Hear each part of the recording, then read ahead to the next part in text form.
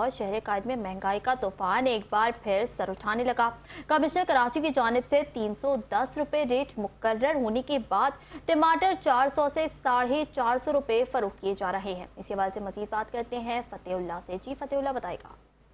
जी बिल्कुल, इस वक्त मौजूद हूँ कराची का इलाका सदर शहाबुद्दीन मार्केट में और इस वक्त पाकिस्तान भर में टमाटर इस वक्त नायाब होता जा रहा है और टमाटर की रोज़मर्रा की जो है रेटों में इजाफा होता हुआ नज़र आ रहा है। ये ईरानी है मगर इसमें लाल टमाटर कराची वाले खाते हैं, लाल टमाटर उसमें आ रहा है कच्चा पक्का, इसलिए ज़्यादा ये लिया जाता है। हो जाएंगी, लगता है तो ऐसे ही है। जी जी जी जी जी सर। ईरानी टमाटर, लाल टमाटर जो है इस वक्त इसकी कीमत जो है 300 रुपये की फ़ी किलो फ़रोख्त हो रही है तमाम जगहों पर। तो पाकिस्तानी टमाटर की कमिश्नर कराची की जानिब से कराची में जो 310 रुपये रेट जो है अमल दरामद के लिए कहा गया था, लेकिन इस वक्त 400 से 450 रुपये फ़रोख्त किए जा रहे हैं, जो कि इंतज़ामिया अगर कार्रवाई करती है तो इसमें रेटों में कमी आ सकती है। जी।